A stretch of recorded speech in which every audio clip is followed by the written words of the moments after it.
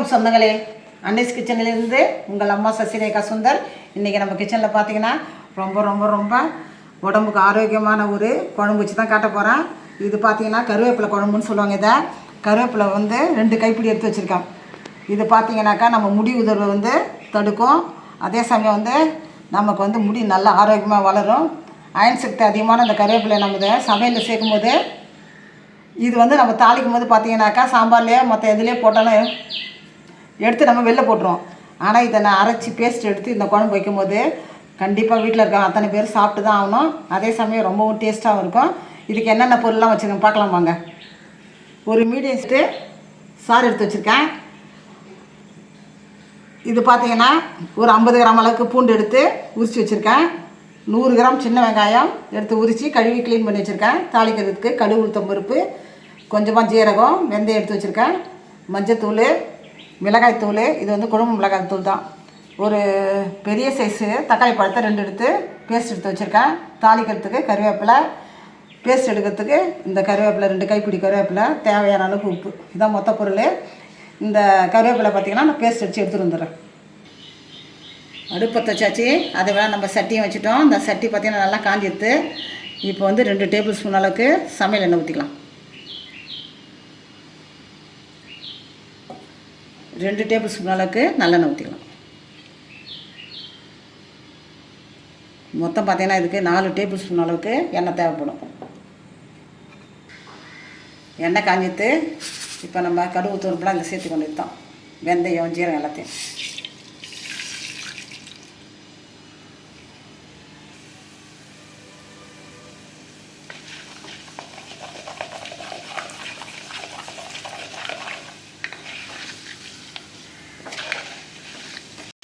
கடுகு, வெந்தயம், ஜீரகம்லாம் நல்லா பொரிஞ்சிட்டு இப்போ நம்ம கருவேப்பிலை சேர்த்து வேண்டியதான்.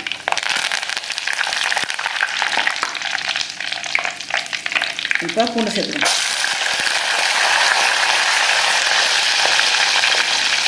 பூண்டு வதங்கும் போதே பார்த்திங்கன்னா இந்த சின்ன வெங்காயத்தை இதில் ஆட் பண்ணி வேண்டியதான்.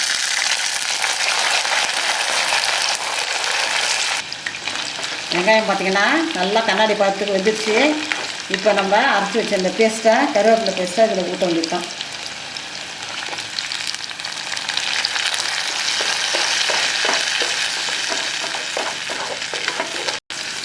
மீடியம் ஃப்ளேமில் வச்சு இதை நம்ம ஒரு 5 நிமிஷம் நல்லா கொதிக்க விடணும்.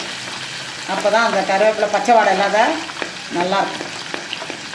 மீடியம் ஃப்ளேமில் வச்சுட்டா ஒரு 5 நிமிஷம் நல்லா கொதிக்கும்.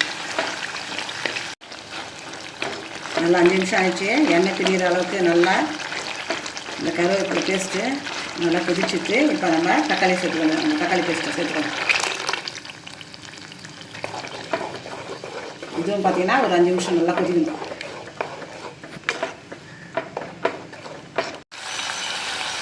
பார்த்திங்கன்னா இந்த கருவேப்பிலை, தக்காளி பழம் பேஸ்ட்டு எல்லாமே பார்த்திங்கன்னா நல்லா கொதி சுண்டிடுச்சு. இப்போ நம்ம கரைச்சி வச்சுக்கிற இந்த புளியை இதில் ஊற்றணும். பார்த்திங்கன்னா மீடியம் சைஸ் எலுமிச்சம்பழம் அளவுக்கு புளி எடுத்து நான் கரைச்சி வச்சுருக்கேன். அதை இதில் சேர்த்துக்க வேண்டியது தான்.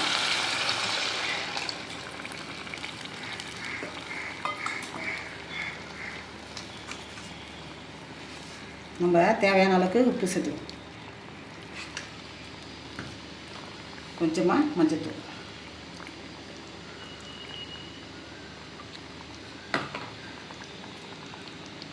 மிளகாய்த்தூள் பண்ணால் 4 ஸ்பூன் போட்டுருவாங்க.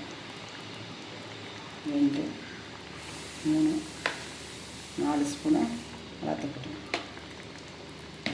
இதை நல்லா கலக்கிட்டு நல்லா ஒரு 5 நிமிஷத்துக்கு மேலே கொதிக்கணும். நல்லா பார்த்தீங்கன்னா இது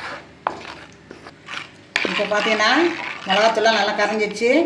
உப்பு இதில் ஆட் பண்ணிக்கோங்கள. 2 நம்ம சமமாக இருக்கான்னு சொல்லிட்டு வாயில் ஊற்றி டெஸ்ட் பண்ணி பார்த்துக்கணும். இப்போ மிளகாத்தூள் காரம்லாம் சரியாக இருக்கா, உப்பு சரியாக இருக்கா அப்படின்னு டெஸ்ட் பண்ணின்னு இப்போ நீ ஆட் பண்ணுறது தான் மிளகாத்தூள், உப்பு ஏதோ நமக்கு எதை ஆட் பண்ணணுமோ இப்போ சேர்த்துக்கலாம் இதில். ஆனால் குழம்பு பார்த்தீங்கன்னா சுண்டும் போது உப்பு அந்த காரம்லாம் கொஞ்சம் தூக்கலாக தெரியும். அதனால் இப்போ கொஞ்சம் கம்மியாக இருந்தாலும் பரவாயில்ல, எல்லாமே குறவாக இருந்தாலும் பரவாயில்ல. இது நல்லா கொதித்து ஒரு 5லேருந்து 10 நிமிஷம் ஆகணும். பார்த்திங்கன்னா குழம்பு நல்லா திக்காக சுண்டி வரணும். அப்படி வரும்போது ஆட்டோமேட்டிக்காக பார்த்திங்கன்னா அந்த உப்பும் சரி, காரமும் சரி எல்லாம் ஒரு லெவலுக்கு வந்துடும். அதனால் இப்போ கம்மியாக இருந்தால் கூட பரவாயில்ல. நம்ம அன்னைஸ் கிச்சனில் பார்த்திங்கனாக்கா சின்ன வெங்காயம், பூண்டு எல்லாத்தையும் வச்சு 2 கைப்பிடி கருவேப்பிலை வச்சு கருவேப்பிலை குழம்பு நான் செஞ்சு காட்டிட்டேன். இது ரொம்ப ரொம்ப ஈஸியான டிஷ் தான் இது. இந்த குழம்பு பார்த்திங்கன்னா ரொம்ப ஆரோக்கியமானது. நம்ம வந்து லேடிஸ்க்கெலாம் பார்த்திங்கன்னா நல்லா முடி வளரும். இந்த மாதிரி நம்ம செஞ்சு சாப்பிட்டோம்னாக்கா நல்லா முடி வளரும். முடி கொட்ட முடி கூட மறுபடியும் புதுசாக வளரும். பார்த்தீங்கன்னாக்கா இலை நிறைய தடுக்கும். சின்ன பிள்ளைங்களாம் இலை நிறைய வருது பாருங்கள். அந்த மாதிரி குழந்தைங்களுக்கெல்லாம் இந்த மாதிரி குழம்பு வச்சு நீங்கள் கொடுத்தீங்கன்னாக்கா அதுங்களை நல்லா ஆரோக்கியமாக நல்லா முடி வளர்ந்து நல்லா இருப்பாங்க. நீங்கள் வந்து அடிக்கடி செஞ்சு பாருங்கள். இதை செஞ்சு பார்த்துட்டு எனக்கு கமெண்ட்ஸில் சொல்லுங்கள். லைக் பண்ணுங்கள், ஷேர் பண்ணுங்கள், கமெண்ட் பண்ணுங்கள். மறக்காமல் என்னுடைய அன்னைஸ் கிச்சனுக்கு சப்ஸ்கிரைப் பண்ணுங்கள். தேங்க்யூ.